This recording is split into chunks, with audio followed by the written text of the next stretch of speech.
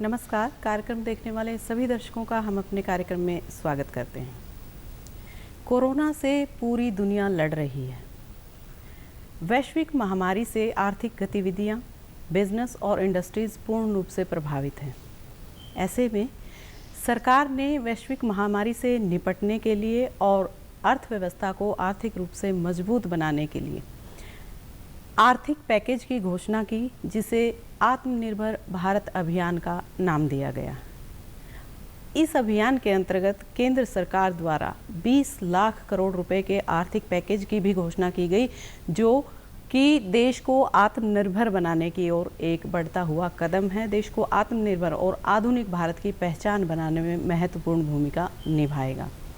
क्या है आर्थिक पैकेज, कैसे काम करेगा ये आर्थिक पैकेज और भारत कैसे बनेगा आत्मनिर्भर, इन्हीं सब बातों पर आज हम चर्चा करेंगे। और चर्चा करने के लिए आज हमारे साथ हमारे स्टूडियो में मौजूद हैं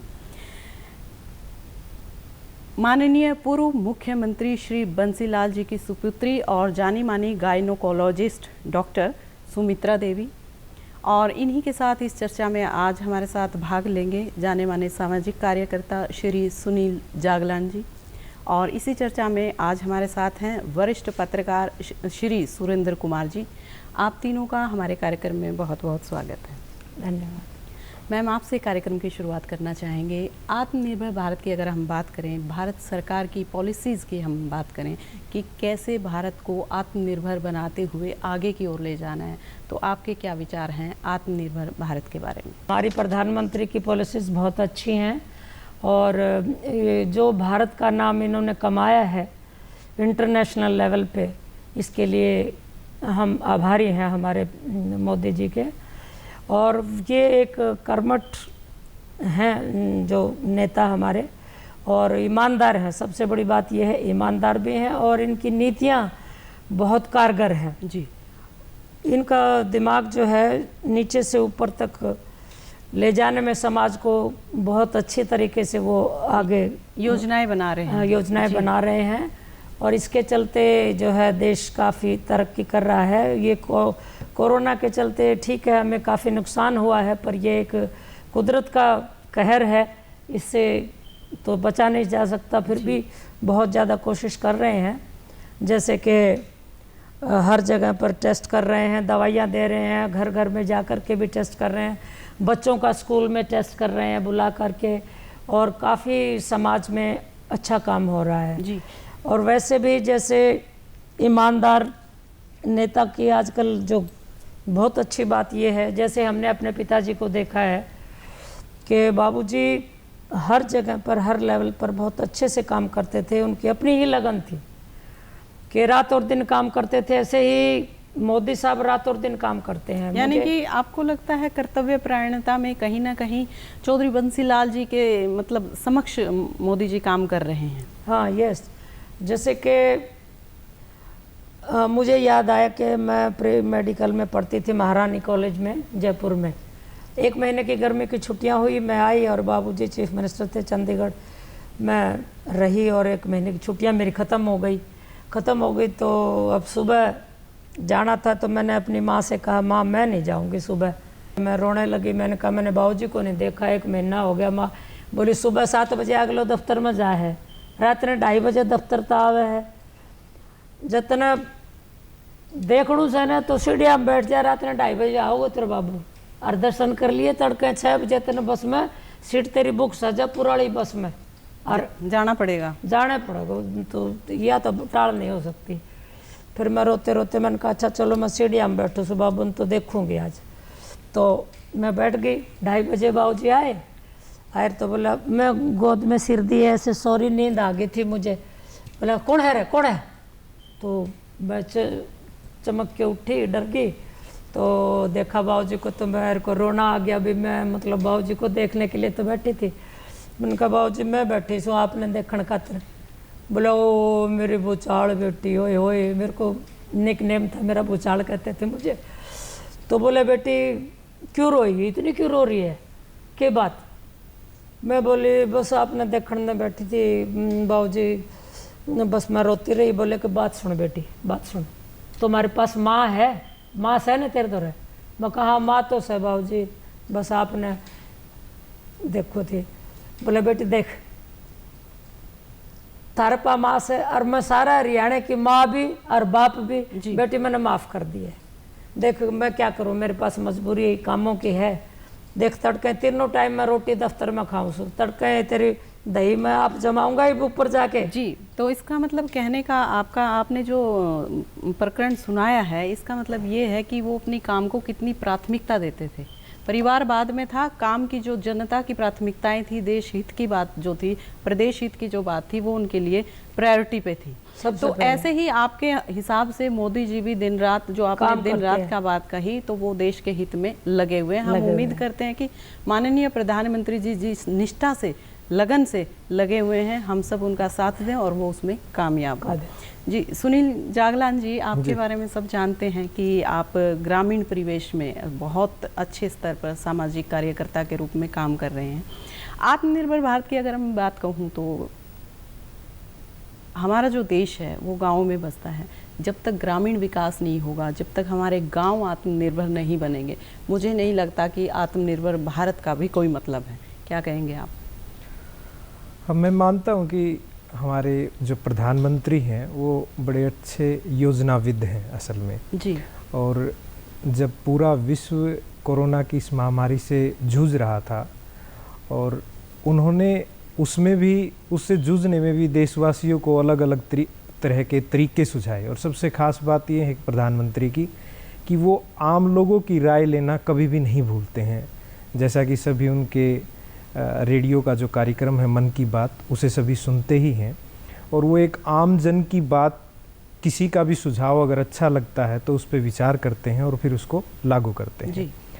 तो मैं क्योंकि गांव में काफ़ी रहा हूं और करीबन 1500 से 2000 गांव की करीबन 10 साल में हमने यात्राएं की है, तो जब उनका आत्मनिर्भर का जो पैकेज जो देश के लिए लागू किया इस विपरीत परिस्थिति में, तो उसमें जितने भी हमारे देश के वर्ग हैं, एक तो वो सभी वर्गों को बड़े अच्छे से ध्यान में रखकर बनाया गया था और दूसरा इस कोरोना स्थिति में जैसा कि हमारा देश के साथ लगती हुई जिन देशों की सीमाएं हैं और वो इस विपरीत परिस्थिति में हमारे देश के साथ कुछ गलत करने की मंशा रखते थे, तो उन्होंने जब वहाँ से जो आयात निर्यात बंद हुआ है और इवन अगर हम देखते हैं कि टेक्नोलॉजी के युग में काफ़ी सारे ऐप्स भी बंद कर दिए गए हैं क्योंकि जो देश है और पूरा विश्व जो है वो आजकल डिजिटल युग में ही जी रहा है जी। तो वो जो सारी चीज़ें उन्होंने सोच विचार कर की, लेकिन साथ ही साथ उसके समाधान के रूप में जो वो आत्मनिर्भरता को लेकर आए हैं कि हमारे ही युवाओं को मौका मिले। MSME के द्वारा बहुत सारे स्टार्टअप आज के दिन शुरू हो गए हैं। विदेशों से जो हमारे सामान का आना जाना बंद हुआ, तो हमारे ही यहाँ के युवाओं ने वो सारी चीज़ें बनानी शुरू कर दी हैं। यानी कि आत्मनिर्भर भारत के पीछे जो प्रधानमंत्री जी की सोच की मैं बात करूं तो आपदा को अवसर में बदलना ही उस का मुख्य उद्देश्य है और ये कारण भी यही था। आपने कहा कि जो स्मॉल इंडस्ट्रीज हैं उसमें भी बहुत सारे लोग आए हैं, नए नए इनोवेशन कर रहे हैं ताकि हर जो छोटे से छोटा जो दुकानदार है वो अपने ऊपर इंडिपेंडेंट रहे। बिल्कुल। कोई भी, ये आज हम वैश्विक महामारी से लड़ रहे हैं, हो सकता है भविष्य में भी ऐसा कोई संकट पूरी दुनिया पे भी आ सकता है, तो सोच, दूरदर्शी सोच बहुत महत्व रखती है जो कि हमारे देश की सरकार की है। बिल्कुल। सुरेंद्र कुमार जी, आप क्या कहेंगे, आत्मनिर्भर भारत की अभियान जो है वो उसकी कामयाबी के लिए क्या हमें जो है आम लोगों को किस प्रकार से सरकार का साथ देना चाहिए? मैडम, जैसे इस अभियान में जैसे सुनील जी ने बताया कि नरेंद्र मोदी जी ने हर वर्ग को इसको छूने की कोशिश की है और साथ लेके चले हैं। अब हम जैसे आत्मनिर्भर भारत में अगर किसानों की बात करें तो आप ये देखो कि 3 करोड़ किसानों के लिए 4.22 लाख करोड़ का पैकेज इन्होंने दिया है ताकि इनका विस्तार हो सके। और इसी तरह सबसे छोटे स्मॉल इंडस्ट्री के लिए और मनरेगा मजदूरों के लिए जैसे 11,000 करोड़ रुपए का पैकेज इन्होंने बना दिया है और उसको बढ़ा के लागू कर दिया है। तो इसी तरीके सब हर वर्ग, सरकार की सोच है कि हर वर्ग साथ चले और साथ रहे और हर वर्ग तक ये सुविधाएं पहुंचे। जो भी आर्थिक पैकेज की बात सरकार कर रही है वो आर्थिक पैकेज छोटे लेवल से लेकर बड़े बिजनेसमैन तक पहुंचे। जी। और मैडम सबसे बड़ी बात यह है कि पिछली सरकारों के अगर हम देखें तो फैसले लेने की क्षमता पिछली सरकारों में कहीं ना कहीं मतलब थोड़ी कमी रही है, लेकिन नरेंद्र मोदी जी में फैसले लेने की क्षमता है और आज एक देश इतनी मजबूत स्थिति में खड़ा हो गया है कि हमें हर आदमी को चाहिए कि ईमानदारी से हम देश प्रेम करें और हम नरेंद्र मोदी जी का साथ दें। यानी कि अपना अपना कर्तव्य निभाना भी देश प्रेम है। अगर हम पूरी निष्ठा से काम करेंगे, जो भी सरकार नीतियां ला रही है उनको सही तरीके से इम्प्लीमेंट करके आम लोगों तक पहुंचाएंगे तो निश्चित तौर पर हम आत्मनिर्भर बनेंगे और आगे की ओर जाएंगे। जी। मैम, आप डॉक्टर रही हैं जानी मानी, और स्वास्थ्य की अगर हम बात करें तो सरकार ने काफ़ी इन्वेस्टमेंट की है हेल्थ सेक्टर में, और अब जबकि हेल्थ सेक्टर की तरफ सबका ध्यान केंद्रित है, कोविड-19 से हम आज भी जूझ रहे हैं, पूरी दुनिया जूझ रही है, तो आपको क्या लगता है कि ये जो सरकार की जो मेडिकल को लेकर जो स्कीम्स हैं वो कितनी मतलब कारगर सिद्ध होंगी, या और किस तरह के इम्प्रूवमेंट्स की ज़रूरत है? जो जैसे कोविड-19 की आपने बात की, जो रेस्पिरेटर वगैरह बहुत अमेरिका ने भी भेजे हैं, फ्रांस ने भी भेजे हैं हमारे पास, और इन्होंने जल्दी से जल्दी जो है बहुत ज़्यादा अच्छा इंतज़ाम किया है सभी डिस्ट्रिक्ट लेवल पे भी और पीएचसी लेवल्स पे भी। जो छोटे छोटे गांव हैं उनमें जो हॉस्पिटल्स हैं वहाँ पर टेस्ट करने की सुविधा भी शुरू कर दी है और वो करते हैं। यहाँ तक के भट्ठों पर जा कर के भी वो जो टेस्ट करते हैं, फैक्ट्रीज़ में, छोटी छोटी फैक्ट्रीज़ में जाते हैं जी।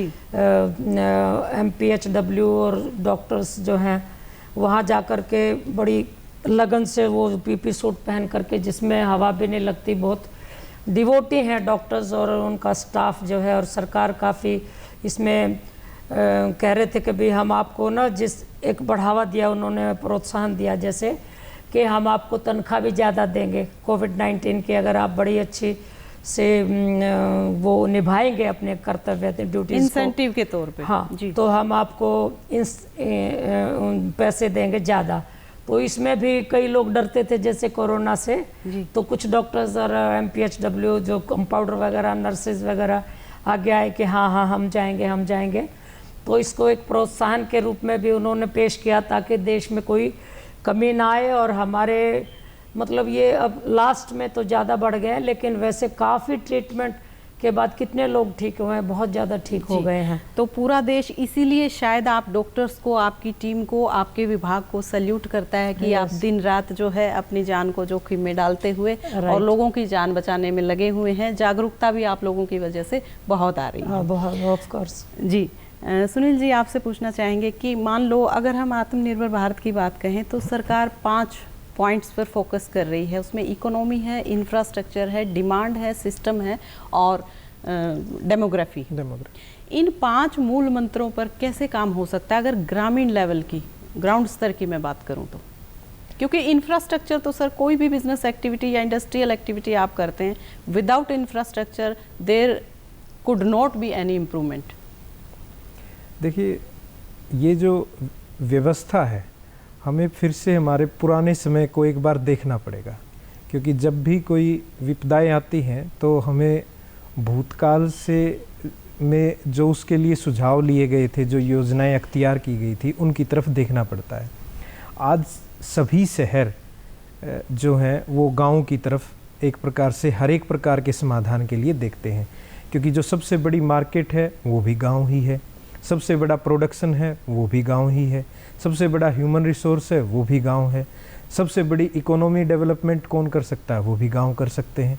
तो पूर्णतः जो हमारा देश है वो आज के दिन गांव पर निर्भर हो गया।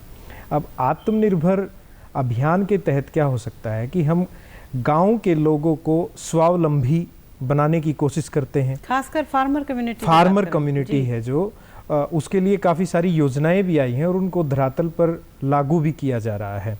उसके साथ साथ जैसे महिलाओं के लिए आई सेल्फ हेल्प ग्रुप की योजनाएं होती थी, तो सेल्फ हेल्प ग्रुप में हमेशा ये होता था कि सेल्फ हेल्प ग्रुप बना, एक संख्या बना दी और करीबन कितने करोड़ों सेल्फ हेल्प ग्रुप देश भर में बने रहे, लेकिन उनमें कभी किसी तरह का कार्य होता ही नहीं था। तो आत्मनिर्भर अभियान के तहत अब सभी को जो मास्क है आज के दिन अगर आप देखें, शुरुआती दौर पर उसकी कीमत बहुत ज़्यादा होती थी, लेकिन सरकार ने आत्मनिर्भर अभियान के तहत जब उनको छोटे छोटे से पैकेज देने शुरू किए हैं तो गांव के अंदर मास्क बनने शुरू हो गए हैं। गांव की जो महिलाएं हैं वो गांव में जो उनके पास कपड़ा बचता था उससे मास्क बना रही हैं। दूसरा, वो खुद स्वावलंबी हो रही हैं। तीसरा, सरकार क्योंकि गांव से काम करवा रही है तो एक लो कॉस्ट पर, कम मूल्य पर उनको अच्छी किस्म के मास्क बन रहे हैं जी। ऐसे ही सैनिटाइज़र की ज़रूरत पड़ी तो उसमें भी इसी प्रकार से हुआ। उसके बाद जो सबसे बड़ी एक और इंडस्ट्री हमारे पूरे देश में है वो है फूड इंडस्ट्री, कि सभी लोग समाधान के लिए देखने लगे कि इम्यूनिटी जो है वो प्रत्येक व्यक्ति की स्ट्रॉन्ग होनी चाहिए। ऑर्गेनिक की तरफ देखने लग गए, गांव के खाने की तरफ देखने लग गए, गांव की थाली की तरफ देखने लग गए। तो वो जो चीज़ें हैं शहरों तक कैसे पहुंचाई जा सकती हैं, और लोगों ने कैसे, युवाओं ने, मैं कई सारी स्टोरीज पढ़ रहा था कि अच्छी अच्छी जगह जॉब करने वाले जो व्यक्ति थे जो कोविड काल में अपने गांव में वापस लौट आए थे, उन्होंने कैसे अपने वापस से जो किसानियत है एक प्रकार से उस किसानियत को अपनाकर, और मोदी जी की वो बात फलीभूत कर दी कि ये जो आपदा है इसको हमें अवसर बनाना है। जी। और पिछले 3-4 साल में हम देखते हैं कि वो चीज़ें, वो ये नहीं है कि वो एक ही गांव में रह जाएगी, क्योंकि भारत सरकार का और मोदी जी का एक सूचना प्राप्त करने का इतना अच्छा तंत्र है कि जैसे जब मैं 2010 से 15 गांव में, बीबीपुर गांव में सरपंच रहा, तो हमने बेटी बचाओ बेटी पढ़ाओ और सेल्फी विद डॉटर करके अभियान चलाया। तो करीबन 200 किलोमीटर दूर है हमारा दिल्ली से गांव, उसके बावजूद भी उस अभियान को लगातार 5 साल से वो मन की बात में जिक्र भी करते हैं, उसकी वजह से दूसरे लोग प्रेरित भी होते हैं।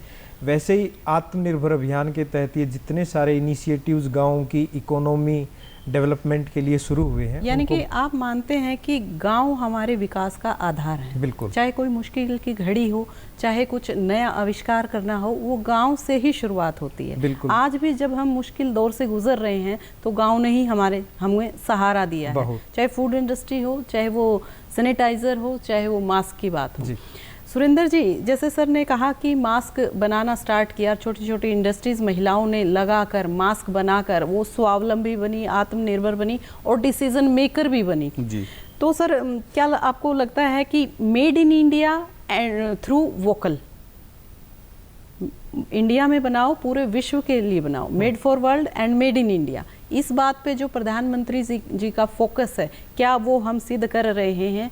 और स्मॉल इंडस्ट्रीज और किस तरीके से जो है ग्रामीण विकास में या पूरे देश के विकास में सहायक सिद्ध हो सकती है? अब देखो मैडम जी, इतनी बड़ी महामारी में एक सबसे बड़ी बात ये सामने आई कि हमने हमारे से, जैसे कुछ देशों ने हमारे से दवाई मंगवाई है जी, और ये देखो कि इंडिया आज इस लेवल पे खड़ा हो गया है कि हमारी, पहले तो हमारे दूसरे देशों से हमारे यहाँ सामान आता था, लेकिन अब हमारे बहुत ज़्यादा क्वांटिटी में जाता है जी। और हमारी ज़रूरत है आज बहुत बड़े बड़े देशों में, अमेरिका है और जो जितने डेवलप्ड देश हैं, जितने कंट्री हैं, हम उनके साथ खड़े हो गए हैं। अब जितनी ज़रूरत हमें उनकी थी, उनकी इतनी ज़रूरत अब हमारी भी है, इंडिया की भी है। अब इसका जो अभियान है इस महामारी में चला है, तो ये सब सरकार की देन है। अब इतने बड़े लेवल पे एक स्थिति ऐसी थी इस महामारी में कि हर आदमी भयभीत था इससे, और डॉक्टर इलाज करने के लिए कतराते थे और हर चीज़, लेकिन सरकार ने इसको इतना अच्छे तरीके से मैनेज किया कि आज हर आदमी एक दूसरे से कंधा मिला के चलते हैं जी। और आप देखो कि परिस्थिति इतनी चेंज हुई है कि एक स्थिति ऐसी आ गई थी कि कोरोना के चक्कर में आवागमन इतना हो गया था कि लोग पैदल ही अपने राज्यों में जाने लगे थे। हजार किलोमीटर का लोगों ने सफ़र किया है, लेकिन सरकार ने उन्हें रोका और उनको रोक के सारे साधन उनको वहीं उपलब्ध कराए, मतलब हर तरह की व्यवस्था सरकार हर तरह की व्यवस्था कराई। और उनको सबसे बड़ी बात यह है कि काम की व्यवस्था उनके करवाई, और आज वो जहां जिस स्थिति में है वो अपने काम लगे हुए हैं, सरकार की देन है जी। जी मैडम, विकास की बात हो रही है, विकास की अगर हम बात करें तो चौधरी बंसीलाल जी को विकास पुरुष के रूप में जाना जाता है। उनकी जो नीतियां थी, इंफ्रास्ट्रक्चर की भी अभी बात हो रही थी, एग्रीकल्चर सेक्टर की भी बात हो रही थी, तो उन्होंने जो है प्रदेश में काफ़ी अच्छे काम किए। आज सरकार भी कहीं ना कहीं मतलब विकास की ओर अग्रसर है। हम आपसे ये जानना चाहेंगे कि आज की युवा पीढ़ी, क्योंकि उनकी जो छवि थी मैडम वो एक निष्ठावान और ईमानदार नेता के रूप में थी और मजबूत नेता के रूप में थी, तो उनसे आज की युवा पीढ़ी को क्या सीख लेने की ज़रूरत है ताकि जो प्रधानमंत्री जी लगातार प्रयास कर रहे हैं उन प्रयासों को हम कामयाबी तक पहुंचा सकें? मैं 11वीं में पढ़ती थी, बाबूजी चीफ मिनिस्टर थे जी। मेरे को कमरा में साइंस थी मेरे पास, बाबूजी बोले ऊपर रहा कर, तो नीचे डिस्टर्बेंस ज़्यादा है, लोग आते जाते हैं, क्यों पॉलिटिकली चाय पानी हमारे देसी लोगों में ज़्यादा चलता है, तो नीचे शोर होता था, तो बोले तू ऊपर पढ़ा कर। मैं अच्छा जी। तो रात को 12-1 बजे मैं पढ़ के तकरीबन 1 ही बजा था, तो मैं बाहर जैसे थक गई तो बाहर घूमने आई, तो देखा कि बाबूजी गेट खोल रहे थे, मेन गेट कोठी का। तो मैंने कहा बाबूजी आप इस टाइम कहाँ जा रहे हो? तो बोले कि तू नीचे आ, बोलियो ना। मेरे को इशारा किया। जी जी। मैं नीचे गई, बोले बेटी इस तरह है, नहर बनने लग रही से और वो मसाला ठाना से, तो लिफाफा में पकड़ लूँगा तो मसाला डाल दिया, बैठ गाड़ी में। तो फटाफट बाबूजी ने गेट खोला जी। और उस नहर के पास जाकर वो मसाला 2-3 लिफाफों में डाला। बोले वो सैंपल भिजवाऊँ सो के बरा मसाला 8 एक का लांदा हो, लाना से 4 एक का। मका के मतलब से 4 एक का 8 का 1 का बाबूजी?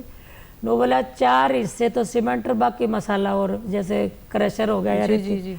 और बोले यो मिलाओ से कई बेईमान थे ठेकेदार, 8 हिस्सा तो मसाला मिला दे, 1 हिस्सा सीमेंट। बोला फिर वह नहर कितने दिन चलेगी? अच्छा मैंने कौन बेरा बाबूजी, मैं तो आप कहोगे वो कर दोगे। अच्छा वो सैंपल लाए और बोले मैं इन्हें पैथोलॉजी में भेजूँगा, बेईमान ठेकेदार होगा तो उसने ठेका कैंसिल करूँगा और भीतर दूंगा, उसने सज़ा जेल में कराएंगे जी। अच्छा फिर ऐसे ही एक दिन गांव में हम वैसे ही गए थे, तो बाबूजी का कोई प्रोग्राम था, मेरी छुट्टियां थी, तो उस टाइम तो काफ़ी टाइम हो गया था। तो बोले कि अरे गांव में यो नलका चल रहा है साढ़े, बीच में बोले पानी, अरे पानी बड़ी मुश्किल था, अपन पीने को नहीं मिला करता, खराब पानी पिया करते थारे याद है? ये मैंने पानी दे दिया तो तुम यो नाली चल रही है, एक तो गांव में कीचड़ और फिर पानी वेस्ट जावे, और फिर आप लोग इतना भी नहीं सोचते कि यो कितनी कीमती चीज़ है। ऐसे ही वो ना कमरों कमरों में रात को लाइट देखते थे, फालतू तो नहीं चल रही, कहीं लाइट फालतू जलती ना हमारे घर में। 22 कमरे थे सुनो तो नो बोला था हमने बेरा से 1 लट्टू फालतू जड़ा सी कितने खेत में काम आवे, ट्यूबवेल चलाने के, कोई छोटे कारखाना में या बिजली काम आ जाए, अपनी आदत सुधारो। तो वो बड़ा हर चीज़ को देखते थे। तो ऐसे ही सीख लेने की ज़रूरत है युवा पीढ़ी को, चाहे वो करप्शन रोकने की बात हो। आपने जैसे ये प्रकरण सुनवाया कि रात को भी करप्शन को रोकने के लिए कितना डेडिकेटेड थे अपने काम के प्रति। आज की युवा पीढ़ी को ज़रूरत है कि आपने प्राकृतिक संसाधनों की, बिजली की बचत के बारे में बात कही कि कैसे छोटे छोटे प्रयासों से हम अपने प्राकृतिक संसाधनों को, जल हो या बिजली हो, उनको बचा सकते हैं, जो कि भविष्य में बहुत दिक्कत हमें देने वाले हैं, क्योंकि किल्लत होती जा रही है और ज़रूरतें बढ़ रही हैं। तो ऐसे ही छोटे छोटे प्रकरण आपने बहुत अच्छे बताए, इससे युवा पीढ़ी, आज का समाज हमारा सीख ले सकता है। सुनील जी, आपसे फिर पूछना चाहेंगे कि जैसे कि आर्थिक पैकेज जो कि हमारी जीडीपी का 10% है, इतना बड़ा राहत पैकेज सरकार का पूरी जनता को दिया जाना, सौंपना, विभिन्न क्षेत्रों में इन्वेस्टमेंट करना, तो खेती में कैसे काम करेगा ये आर्थिक पैकेज? देखिए, अभी मैंने आपको कहा कि पूरा जो देश के जितने भी शहर हैं वो मुख्य रूप से गाँव पर ही पूरी तरह निर्भर हैं आज के दिन। तो जो किसान हैं, पहला तो ये है कि नई तरह के जो आविष्कार हैं जो किसान हर दिन कर रहे हैं, एक प्रकार से नई तरह की फसलें तैयार कर रहे हैं, उस नए इनोवेशंस के लिए ये पैकेज दिया जाएगा। हमारा इम्यूनिटी बढ़ाने के लिए जितने भी प्रकार के नए प्रोडक्ट्स हैं जो विदेशों से पहले मंगवाए जाते थे, वो सभी किसानों को दिए जा रहे हैं। नई प्रकार की जो ट्रेनिंग, जो ऑनलाइन ट्रेनिंग आज के दिन किसानों को दी जाने लगी है। पहले बड़ा मुश्किल होता था कि हम गाँव में, चौपाल में भी किसानों की सभाएं करते थे तो बड़ा मुश्किल हो जाता था कि किसान वहाँ आते नहीं थे। लेकिन आज इस डिजिटल इंडिया में देखोगे कि गवर्नमेंट का डिजिटल इंडिया का जो प्लेटफॉर्म है 2015 में शुरू हुआ और कहाँ जाके सबसे ज़्यादा काम आया है, इस विपदा काल में, और किसके, वो भी किसानों के काम आया है। कि आज के दिन चाहे HAU के किसानी साइंटिस्ट हों या वो बेंगलोर के हों, वो आज के दिन खुद गांव के किसानों से भी सीख रहे हैं और उनके साथ एक मिनट के अंदर जुड़ जाते हैं। उसके साथ सामंजस्य स्थापित हो रहा है और नई उसके साथ साथ जितनी भी नई प्रकार की मशीनें आई हैं, ताकि जो मेहनत है, क्योंकि जो मेहनत कम करनी पड़े लेकिन हमारी लागत कम लगे और उत्पादन ज़्यादा से ज़्यादा हो, उसके लिए बहुत सारी मशीनों पर सब्सिडी बहुत ज़्यादा दे दी गई है, जिसकी वजह से किसान आसानी से उन्हें लाभ ले सकते हैं। जी, आपका कहने का मतलब है कि किसान को आर्थिक रूप से मजबूत बनाने के लिए भी सरकार जो है वचनबद्ध है, प्रयासरत है। अगर मैं मार्केटिंग एक्टिविटीज़ की बात करूं, क्योंकि फार्मर्स को सबसे ज़्यादा दिक्कत उसी में आती है सर, उसके लिए भी सरकार ने जो है अलग से एक इन्वेस्टमेंट घोषित की है, उसके ऊपर काम करेंगे, मंडियां बनाएंगे, किसानों को इजीली जो अवेलेबल हो, किसान की लागत कम आए। तो हम उम्मीद करते हैं कि एग्रीकल्चर सेक्टर के सहारे ही सही हमारी इकोनॉमी मजबूत जरूर होगी। सुरेंद्र जी, अंत में आपसे जानना चाहेंगे कि सरकार ने कहा कि मेड इन इंडिया प्रोडक्ट पर फोकस करना है, जो लोकल प्रोडक्ट्स बनेंगे तो वहाँ की लोकल महिलाओं को, जिन्होंने उज्ज्वला योजना का भी सरकारी योजना का लाभ लिया है, उनको ब्रांड एम्बेसडर बनाएंगे। ऐसे में महिलाओं के अंदर आत्मनिर्भरता और आत्मविश्वास आना लाजमी है। आप क्या कहेंगे, महिलाओं के लिए, उनके उत्थान के लिए, उनके विकास के लिए सरकार के प्रयास कैसे हैं? मैडम देखो, पहले व्यवस्था होती थी कि जैसे हमारे गांव में या कहीं वार्ड में लेडीज़ MC बन गई या सरपंच बन गई तो अक्सर उनके पति उनको लीड करते थे किसी भी कामों के लिए जी। लेकिन आज परिस्थिति बदल गई है बिल्कुल पूरी तरह से। आज वो महिलाएं बड़े अच्छे तरीके से अपनी बात रखती हैं, विकास की बात हो या किसी भी मुद्दे की बात हो तो बड़े अच्छे से अपनी बात रख सकती हैं और आगे आके फ्रंट में आके लड़ाई लड़ने लग गई हैं महिलाएं जी। तो ये सरकार का बड़ा प्रोत्साहन है महिलाओं को, बहुत अच्छा। अब आज इतनी स्कीम में महिलाओं के लिए आज सरकार ने हम जारी की है कि उसका फ़ायदा भी महिलाएं बहुत सारी उठा रही हैं। जैसे ग्रुप में कोई स्कीमें चलाई हुई हैं तो पहले महिलाओं के लिए बड़ी भारी दिक्कत होती थी कि उनको अपनी बात कहने के लिए, सुनने के लिए कोई राज़ी नहीं था, लेकिन आज सरकार ने इस तरह की एक सिचुएशन तैयार कर दी है कि अलग से उनका एक सारा शेल बना दी है और आप बात भी करो और विकास के लिए कोई भी आप हर मुद्दे के लेके सरकार का उद्देश्य है विकास सबका हो, महिला हो चाहे पुरुष। महिलाएं मजबूत होंगी तभी हमारा समाज जो है पूर्ण रूप से मजबूत होगा। तो दोस्तों, आत्मनिर्भरता आत्मबल और आत्मविश्वास से आती है। इस संकट की घड़ी में हमें पूर्ण आत्मविश्वास के साथ महामारी से और जितनी भी सामाजिक समस्याएं हैं सबसे जूझना है, मिलजुल कर इसका मुकाबला करना है। इसी उम्मीद के साथ आपसे विदा लेते हैं। एक नए विषय के साथ फिर आपसे मुलाकात होगी। आप तीनों हमारे स्टूडियो में आए और इतनी अच्छी परिचर्चा का हिस्सा बने, इसके लिए बहुत बहुत धन्यवाद। धन्यवाद। बहुत बहुत